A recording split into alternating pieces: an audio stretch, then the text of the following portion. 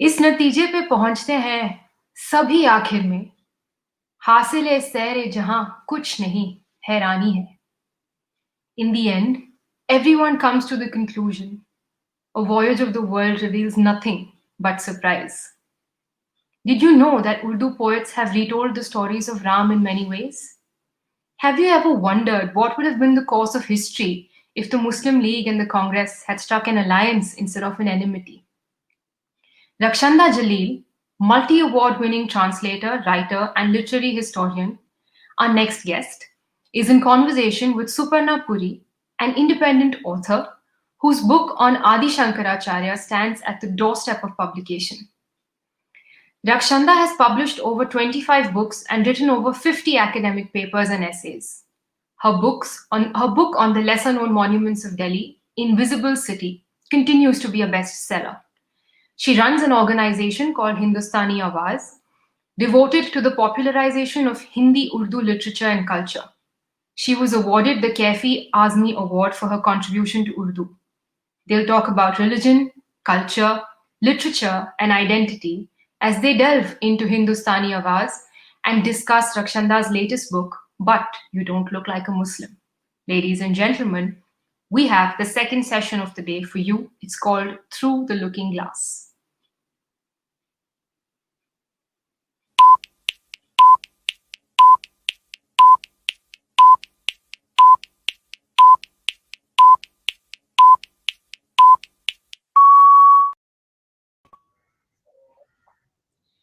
Good afternoon, Dr. Jalil. कैसे हैं आप? आदाब. Hi, Suparna. Adab. How are you? Good to see you. Likewise, always a pleasure. What a beautiful day, and as I can see, धूप खिल रही है आपकी खिड़की के पीछे से. We're seeing blue skies after a very long time.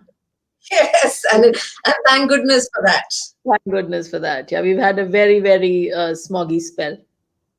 Yes.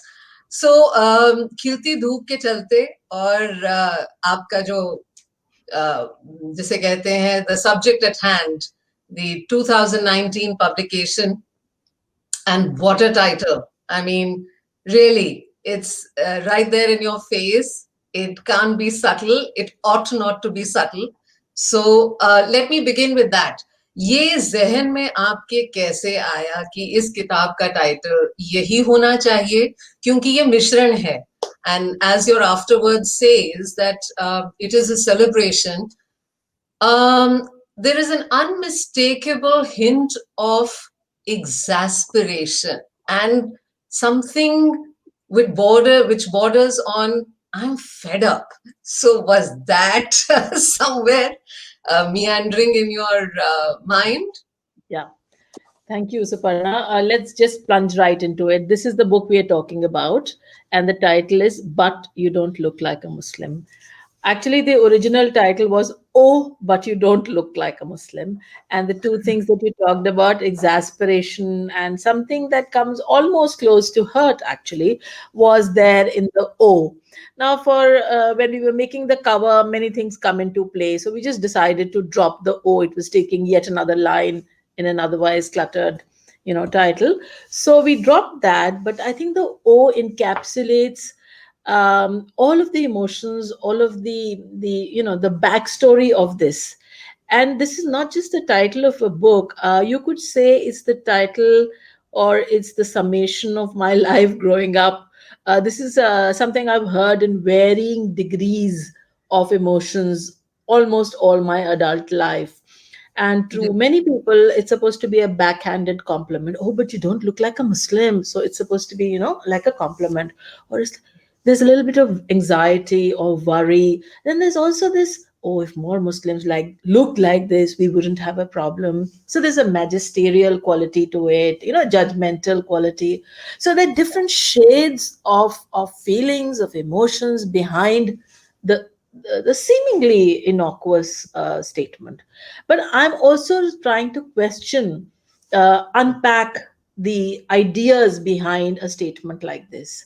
How is one supposed to look like one's religion?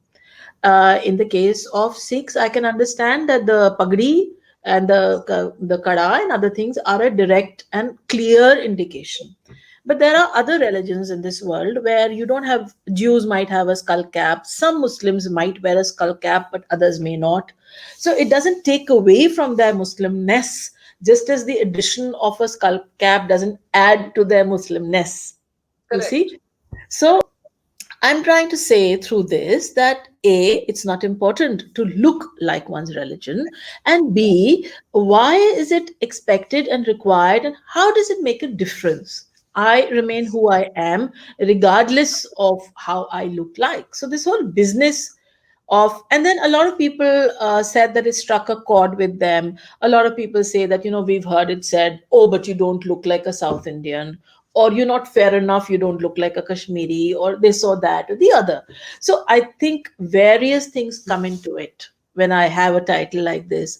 I think I'm urging my readers to say, let's look beyond stereotypes, let's look beyond the externals. And this business of looking, how it has gained such importance, how in this case in particular, when I address the very prickly issue of Islamophobia, one is also talking about this business of looking like, just a little while ago I was talking to a school friend, and we both agreed that and he, whose secular credentials I don't doubt for a minute, is saying that, we've reached such a sorry pass that in a plane or in an airport lounge, if somebody comes and sits next to me and is wearing a skull cap and has a beard, I will be a little uncomfortable. Now, this is the elephant in the room, Suparna. We need to address it. It's coming from a friend I whose secularism I don't doubt for a minute, right? So I'm not for a minute suggesting that he's coming from a communal space. At the same time, I have to understand his anxiety. I have to understand, empathize, and I wish with all my heart to empathize with this man's discomfort. Why does he feel like that? Where did we go wrong? Where did we lose the plot? So I'm not saying I have the answers, but yes, I am raising questions in this book through these 40 essays that I have. I'm talking about identity, culture, religion, a whole bunch of things. Right. जी, दुखदाई है. It's not a nice. Not a nice, no easy answers. No. And जैसा कि आपने अभी जिक्र किया, रजाई से रोजगार तक और मोहब्बत से मुल्क तक आपने इन 40 essays, in fact to a enthused reader like myself, they are mini books because each essay has a lot more that you can play with, barring the space constraint and the time and other features. So it is absolutely fascinating. अब यही 4 sections अगर आप प्लिकेट करें, जो 2020 बहुत अजीबो-गरीब किस्म का समा रहा है, अभी भी है, चल रहा है.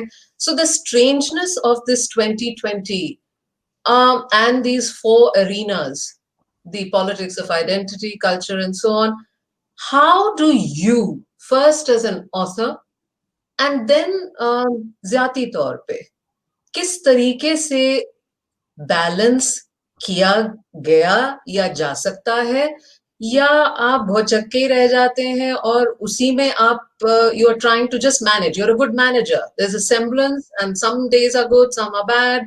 So how do you handle that? Yeah, I think like most of us, it's just been a question of keeping one's head above water and coping, managing, as you're saying, this past 8 or odd months from March till now.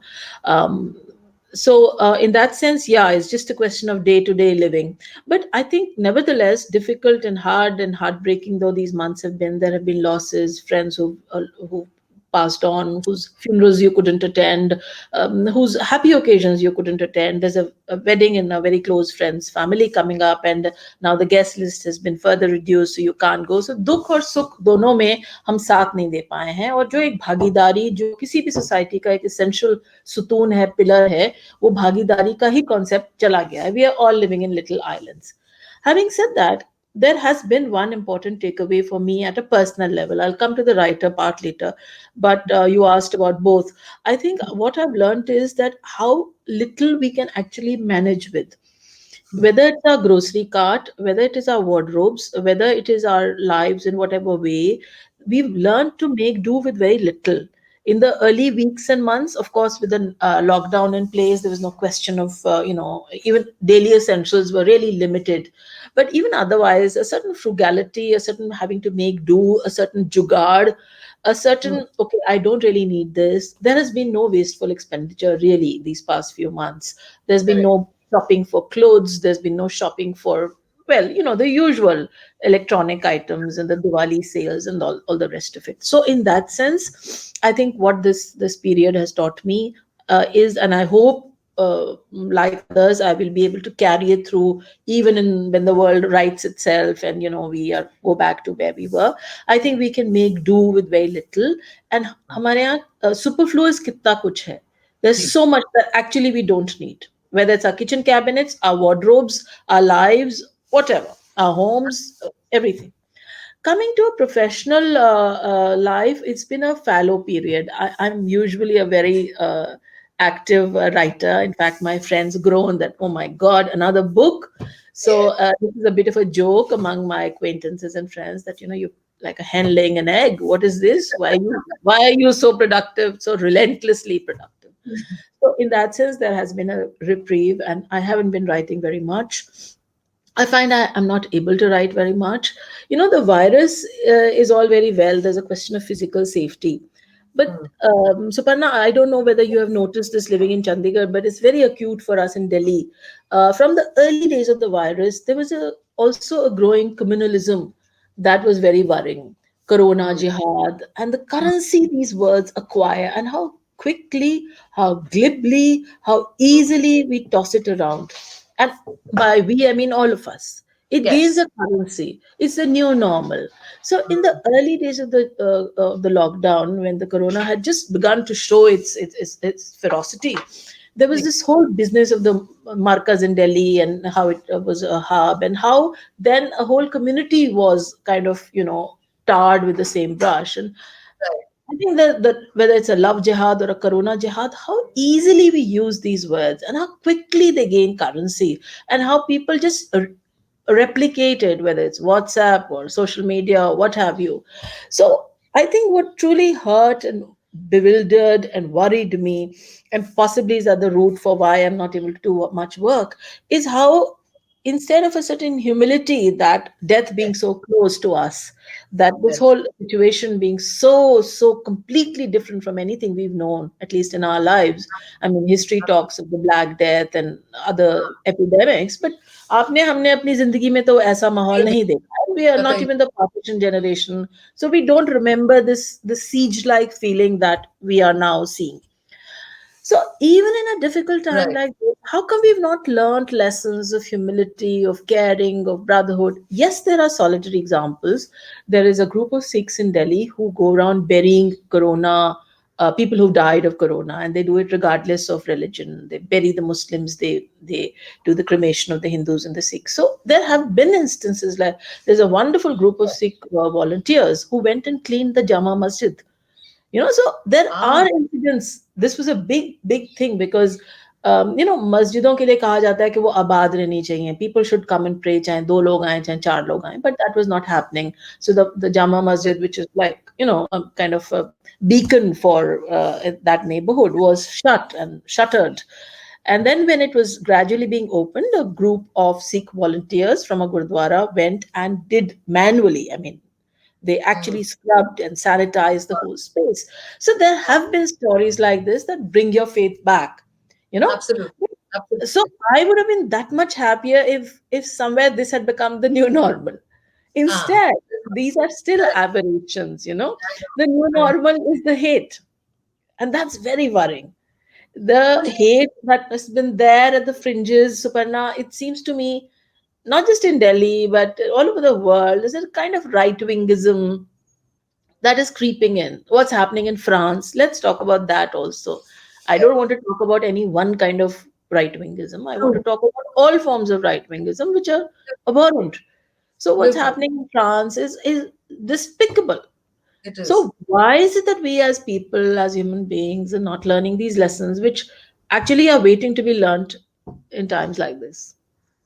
I would like to reflect on the discourse that I was able to engage myself while writing the book on Adi Shankaracharya and Advait, there comes a time in the history of man where जिसे कहते हैं ना कि आप जानते हुए एक हद पार कर देते हैं. आप सब stakes अपने लगा के सोच रहे हैं that you're doing a great job, and you know that the last of this is going to meet an end which is not going to be nice. So somewhere the way we've pegged our last 30, 40, 50 odd years gradually has gone in that direction. Yes, the ultimate scenario was not to one's imagination, but I think the lid is tightly gripped for the simple reason that Providence is knocking to tell you, सुधरने का वक्त हमेशा रहेगा. ये आप पे निर्भर है कि आप चाहते हैं या नहीं चाहते हैं. So to that extent, ये जो बहुत बढ़िया आपने instances share किए, the Samartian spirit and the people, I mean, for that matter, I living in a beautiful city sometimes feel कि इसकी खूबसूरती इतनी subterfuge क्यों रह जाती है, वो नीचे तक क्यों नहीं जाती, considering कि इसका पूरा landscape और इसकी foundation is seeped in so much. It has such gravitas. So similarly for all places, हम एक जैसे ही हैं, लेकिन हम मुख्तलिफ होने में, जैसे कहते हैं I like to be different, I want to be special, में वो थोड़ी सी जैसे पद्दे पलटे जाते हैं. तो coming back to the book, I think such strong expressions and such strong statements are visible in these essays. जहां आप बात कर रही हैं इतिहास और धर्म की, that history is a better glue than religion. Now that is something so phenomenal. I think that by itself can lead to a long discussion, and a fantastic one at that, considering everything pivots around both religion and history. So, आप मुझे थोड़ा सा बताइए कि ये 8-9 महीनों में जो माहौल और जो मिलना जुलना आपका रहता है, उसमें कहीं ये जो बातें आपने जिक्र की हैं, वो जब आप शेयर करते हैं, how does that fall back? Do people move away? Do friends say that, you know, Rakshanda, you're a good author, we respect that, we like you very much, but this is really not the time? Does that happen? Because it happens in spaces where I like to voice it and say, No, please I'll come to that in just a bit. But you quoted something from one of the essays where I say that history is a stronger glue than religion. So I think the partition should have taught us one lasting lesson, which is precisely this: that we have both known, I mean, both all three communities who were worst affected, the Hindus, the Sikhs, and the Muslims who were worst affected. Others too were, but these three were largely the worst affected communities of the partition of 47. And it is they who should have said that, we are never going to bring this upon ourselves. So in 70 years, that lesson should have gone into everybody's DNA, and the third generation, the grandchildren who have come, should have been completely wiped of that hatred, should have been working on a clean slate. It has happened here and there, but it's not happened on the large scale that one would have expected, that the human race ought to have these abilities to regenerate itself, to learn from the past, and especially in a subcontinent that has had such a terrible bloodbath in the name of religion. People should have said, okay, we're going to fight our battles on other things, but we're never going to fight in religion, because we have seen that all three of us have suffered equally, right? Yes. So that is a cause of great surprise and incredulity and sorrow for me personally, that no, that has not happened. Coming to these present times, these pandemic infested times, I think all of the things that, it's not just these 8 months, it's been happening very gradually, it's been happening so gradually that maybe we haven't noticed it, but I would say it's been happening, let's say, from the 80s, in a way that we can chart its progress, the juggernaut's progress, the juggernaut of dividing people, of saying that, let's look at the differences, let's not look at the commonalities. So instead of looking at a shared past and rejoicing in it, everybody is saying, no, let's look at our individual, we are the best in this way. I'll give you a truly absurd example, something that makes no sense to me. On Diwali, I think Diwali day itself, it started from Choti Diwali, there was a Twitter trend that was trending, saying that, why do people say Diwali Mubarak we are now going to say Shubh Eid to you. Now, does this make sense? Whether it is Shubh or whether it is Mubarak, the purpose is the same. By all Exactly. means, say Eid to me, I'll be very happy. But Cool. don't make this an article of faith. Don't Yes. make this a point of debate. I Yes. mean, there's so much और भी दुख है ज़माने में मोहब्बत के सिवा. So, बिल्कुल. there's so many other things to quibble over and to debate. But whether Yes. I'm saying Diwali Mubarak or you are saying Shubh Eid truly makes no difference as long as you're saying it to me. I'll be happy as So long as the communication is there. So I think what has come to the fore in these times, and I'm not sure what is the reason, but possibly one of the reasons is this easy access to social media, and this WhatsApp, which is being misused in the worst possible way, which keeps regurgitating the most blatant misinformation and the most ridiculous things, which people mindlessly forward to each other. true. So, and that's Very this true. whole business of going viral. I mean, what is this obsession with making things viral? अगर sensible बातें हैं और आप उसको disseminate कर रहे हैं all for the larger good, but not nonsense, for heaven's sake. But so this is an example that how completely bizarre things, No, which and really have no place in the public discourse, are not only given place but are given legitimacy. absolutely. Why? Because people like you and me are also becoming part of it willy-nilly. We are also saying yes or no to them, jabki we should just push it to the margins. And all of the I mean, there's always nonsense in all society, but for many, many, many years, this nonsense remained at the margins. When we had a Our largely clean and wide public space, I think that public ji. space is being encroached upon from both sides. So it's the loony fringe that kind of remained at the margin is now coming center stage, right? And now it's taking away our space. The space that was meant for debate, for discussion, is being taken up by tirades. you know Yes. Trolls are occupying this space who regurgitate, whether it is a film actor with very little idea of history, let's not take names, but people who have not read history but who have a completely garbled idea of history, who have a jingoistic nationalism which they produce at the drop of a hat. So that kind of thing is now taking, and more so in pandemic, I think. So that's a very poor and a very, very serious reflection of where we are as a society and kind of values.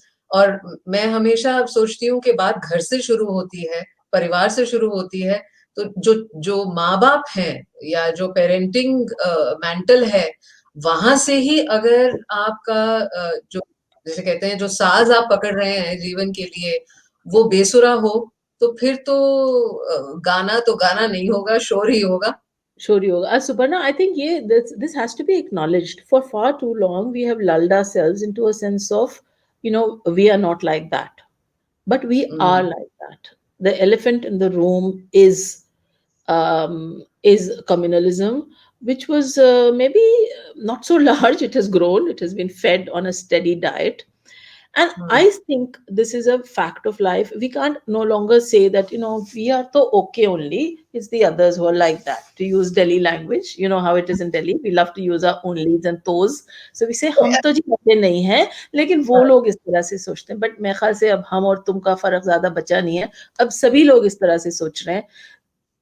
But there's a part of me that says we can't be so despairing. We can't just give up. We can't just say okay, it's the battle is lost.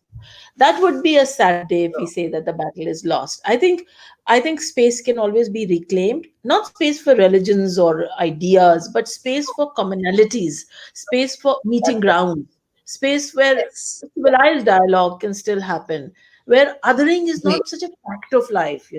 We are a pluralistic society. We don't want to become a cookie cutter nation, or do we?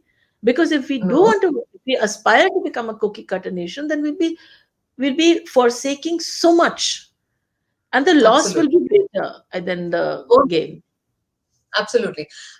This, I think, is a very good point to take the direction of आपके illustrious antecedents जो हैं, your grandfather, आले अहमद सरूर साहब, and मैं कहती हूँ उनकी जिसे कहते हैं लेखनी, बिकॉज माशाल्लाह शायरी तो अपने आप में एक मुकम्मल इतिहास कायम करती है, लेकिन his writings are simplistically indicative of times that are cyclic, and what we are experiencing now, the man had written decades ago, and he Yeah. had hinted and he had spoken and shared. So I want to ask you this first. This would probably, it's up to you. You want to take it as two questions or have an amalgamated answer. ज़्यादी तौर पे आप author and having him as a stalwart writer in the family, आपकी अपनी बुलंद आवाज उनकी वो रही और आज तक है. इसमें has there ever been some sort of I wouldn't like to use the word conflict, but kahin blurry line ho jati hai because aap khandan se judi hui hai, so wo personal aa jata hai, lekin as an author there is an objective space that you operate on, and very, very credulously you have a distinct voice in your body of work. So how has, or how would you like to sort of No, share that? I think without knowing it and without, I didn't mean to set off being a writer. I was, in fact, never thought I would be one. I was happy to be a copy editor in a publishing company, and that's what my dream was, to be an editor in a publishing company, uh, correcting other people's language. And I was perfectly content with that till I chanced upon writing and then started a career as a writer. So, no, I think my grandfather was very cosmopolitan and bilingual. So he was able to recite Milton's Paradise Lost, Book One, from memory and place it alongside Iqbal's Jibreel o Iblis. मैं खटकता हूँ दिले यज़दा में कांटे की तरह तू फ़क़त Allahu Allahu. This is what the conversation is happening between Gabriel and the devil, and this is also what Milton is talking about in Paradise Lost. Correct. So my youth and childhood was imbued with poetry. I read Love Song of J. Alfred Prufrock Eliot's when I was in 8th standard because my grandfather loved Eliot. I read Second Coming by William Butler Yeats when I was very, very young because he would recite it. And in the days before his death, he was reciting constantly from the Second Coming by Yeats. So here is an Urdu wala, in that sense, an Urdu teacher, Urdu critic, Urdu poet. Just before his dying, he's reciting Yeats' Second Coming. My goodness. So these were the influences. So I don't have a picket fence of language or literary culture in my mind. I don't put that picket fence and say, okay, I'm not going to peer across it and look at others. So I think subconsciously, without anybody telling me that this is the way to do things, but because people were doing it, it seemed very natural to peer into other literary cultures and to learn. So the cross fertilization between literatures, languages, different literary cultures, I think benefits.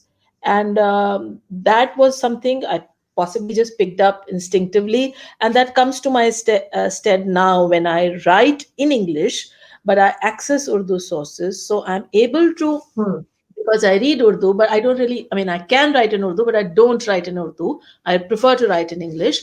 But so my sources that I pick up for analysis or commentary or what have you are from Urdu.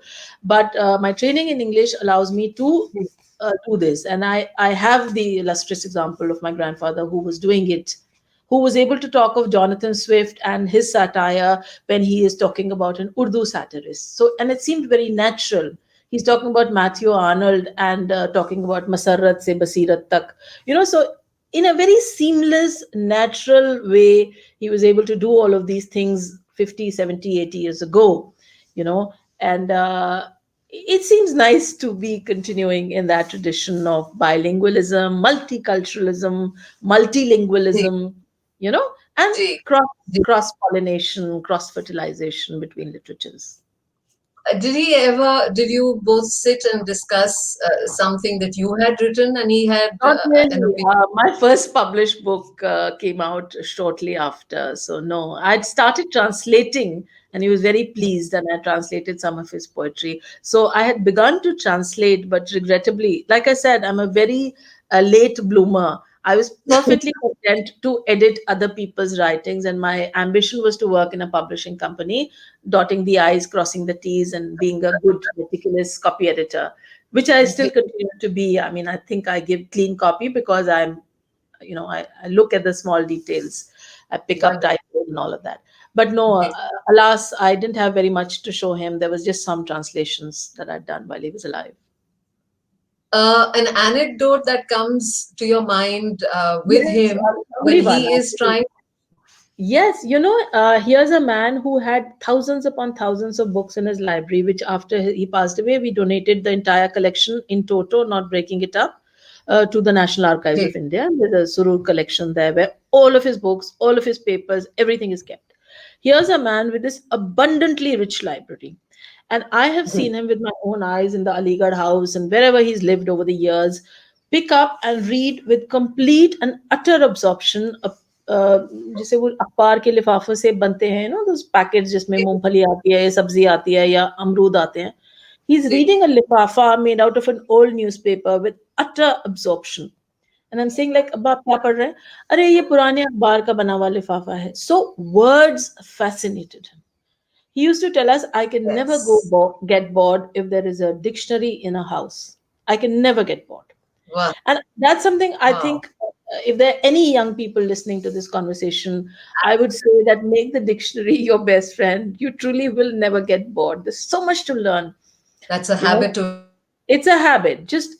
That's another habit he got us into when we were very young. He says if there's the slightest doubt about the meaning of a word or the usage or whether what is its origin, जी. just reach out for a dictionary. But for that, you need to have a dictionary in the house. You need to have a dictionary accessible, and you don't need to rely on the word dictionary that your laptop or computer has because that is by no means exhaustive.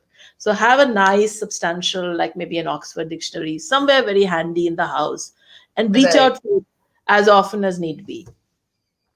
Wonderful. Doctor Jalil, मन तो चाहता है कि बहुत सी बातें हो, लेकिन समय की पाबंदी की वजह से मुझे कुछ प्रश्न नजर आ रहे हैं जो मैं चाहूंगी कि आप अगर उनमें से चुनिंदा कुछ you can respond to. I have a Kharood who says, Miss Jaleel, out of all the short stories from your Invisible City, which one is closest to your heart? I like Jamali Kamali's. Those are not stories. Invisible City is about the monuments, and I call it invisible because they are the lesser known monuments of Delhi, not the big Humayun's tombs and the Qutub Minars. I haven't written on those. I've written on the lesser known monuments. So it's called Invisible City because we go past them, we drive past them, we take our dog for a walk, but we don't know where it is. We can see the monument from our balcony, but we have no idea what it is. We say koi purana Raja Rani ka mahal or some nonsense like that. So the ignorance is abysmal, And now Yes. Heritage Walks and others have started, and there's a citizens awareness groups and so on. But all those years ago, when I began writing in the early 2000s about it, there was complete ignorance about these monuments. My favorite is Jamali Kamali. I really love it. It's a quaint, peaceful. It's in the Mehroli area and the archaeological survey. I mean, there's so many to choose from, but I wasn't prepared for this question. And the image that popped into my head was the Jamali Kamali because it's so exquisitely painted inside. Very, Right. very cute. And Mandeep Kaur Bhatia हैं जो पूछ रही हैं, ma'am आपको क्या लगता है कि क्या आज जो डेवलपमेंट्स हो रही हैं क्या वो समझदारी से हो रही हैं? अब ये किस दायरे में है और जनरली जरूर एक सोच है. There is no, I mean ये चीजें ऑर्गेनिक तो नहीं है. हिटलर की जर्मनी में भी जब एक फाशिज्म ने राइज किया था, there was something in the ground that it was feeding. आप कितना ही कह लीजिए कि वो ट्रीटी ऑफ वर्सेल्स की वो टर्निंग पॉइंट था या कुछ था, but there was a groundswell, there was a feeling among the average Germans. And Germany से बहुत कुछ सीखने को है हमें आज के इंडिया में. तो अगर आज एक फाशिज्म या राइट विंगिज्म पनप रहा है इस देश में, तो कहीं उसको ग़िज़ा तो मिल रही है. अब वो किससे मिल रही है, किससे नहीं मिल रही है, तो आप भी जानते हैं. और वो ग़िज़ा कैसे हमारी डाइट का हिस्सा बनती जा रही है कि वो सिर्फ हमें कोई सप्लीमेंट के तौर पे नहीं दे रहा है, बट हम खुद उसको इंजेस्ट कर रहे हैं डेली बेसिस पे. जी. यहाँ मैं एक जस्ट ओपिनियन कि आप lot of people view writers with a firm and a sense of conviction stance as भैया बहुत नाराज है. That is the general observation that, oh, you seem to be angry with the world. do you feel inside you that are you angry I'm not as angry, a but I'm writer? discontented. And I think contented people cannot be good writers. Their job is to question. अगर हम बिल्कुल ही content हैं, मुतमईन हैं, मैं अक्सर example देती हूँ. गालिब, मिर्जा गालिब जो राइटर थे, पोएट थे, Delhi's preeminent poet. Who hasn't heard of Mirza Ghalib? He was seeking a job. He went to the Delhi College as it was called, seeking employment as a Persian ka ustad. And he didn't get, I mean, he came away from that. But hypothetically, Ghalib को नौकरी मिल गई होती, वो एक day job में होते, तो सोचिए उर्दू पोइट्री का क्या हाल हुआ होता. उनके पास पैसे भी आ रहे होते, तनख्वाह भी मिल रही होती, वो डेट में भी ना होते, उनकी कांस्टेंट जो एंग्जाइटी थी वो भी ना होती, फाइनेंशियल एंग्जाइटी भी हो गई होती, असवेज. तो क्या होता उनका. तो मैं ये एग्जांपल इसलिए देती हूँ अक्सर, आई मीन रैंडमली एक एग्जांपल है, बट ऐसे बहुत एग्जांपल्स हैं. I think contentment, mutmaini, satisfaction is anathema to any writer. तो unhappy तो मैं नहीं कह सकती. I'm not suggesting people must be unhappy in order to write, but they need to be questioning, they need to be asking, they need to be curious. Yes. If if you're non-curious about the world, what will you write? It will be like a nursery rhyme. So True. that curiosity has to be there. That somewhere that hunger has to be there for answers. जी, और विनय वर्मा जी जानना चाहते हैं कि क्या किया जा सकता है रिलीजियस बॉन्डिंग के लिए इस सेशन में. भाई, आप कितने दूसरे रिलीजन के लोगों को जानते हैं? पहले अपने आप के साथ एक ऑडिट कीजिए. Sit down and with pen and paper ask how many friends do you have from other communities. If you don't, ask yourself why. Don't say I don't know any, because we all know them, whether they are around us as colleagues, neighbors, this or that. So that is not a good enough answer. Be ruthless in your questions, be ruthless in your answers. How many people do you know from other communities? How often have you been to their homes? Don't say they don't call you. Start by calling them and then see they will reciprocate. So how many times? Two things. How many times have you been there? 3 times. Third चीज, आप उनके दुख सुख में कितनी दफा जाते हैं? आप उनके burials में, उनके cremations में, उनके what have yous में, उनकी शादियों में कितनी दफा गए हैं? जब आप उनके घरों में जाएंगे, जब आप उनके दुख सुख बांटेंगे, जब आप उनके रहन सहन देखेंगे, जब आप देखेंगे कि वो at the end of the day उतने ही भारतीय हैं जितने आप हैं, आपको कोई खौफ की वजह नजर नहीं आएगी. अदरिंग के पीछे खौफ होता है. हम खौफ को अगर अपने से दूर रखेंगे तो शायद हम उस अदरिंग को कम कर पाएंगे. ये जो हमने बहुत बड़े बड़े फासले बना लिए हैं, वो फासले इसलिए हैं कि हमको लगता है कि ये जरूर हमसे बहुत भिन्न है, बहुत डिफरेंट है, इसलिए ये बिल्कुल ही तो वो आपका रहन सहन अलग हो सकता है, आपका खाना पीना भी अलग हो सकता है. मैं तो ये भी कह रही हूँ कि आपकी रिलीजियस जो भी रिक्वायरमेंट है, जिसमें आप साथ में खाना नहीं खाते, या उनको भी मेंटेन करते हुए, हमने सदियों से हिंदुस्तान में क्या किया है? We have lived together separately. हमने अपना खाना पीना भी अलग रखा, हमने अपना हुक्का पानी भी अलग रखा, हमने जो भी अपना हम डाइटरी रिस्ट्रिक्शंस फॉलो करना चाहते थे. I am not for a minute suggesting कि आप एक दूसरे का खाना खा लीजिए फौरन. अगर आपको नहीं भाता, आपका रिलीजन इजाजत नहीं देता, मत कीजिए. मिलने से तो कोई रोक नहीं है, जानने पहचानने से तो कोई रोक नहीं है, समझने से तो कोई रोक नहीं है. बिल्कुल बिल्कुल. Dr. Jaleel, as always, personally, I'm enriched and wonderful session. I enjoyed it. I hope you have. Thank you ever so much for being here. And looking forward to seeing you, Suparna, in Chandigarh soon. Likewise, likewise. Shukriya. Bye.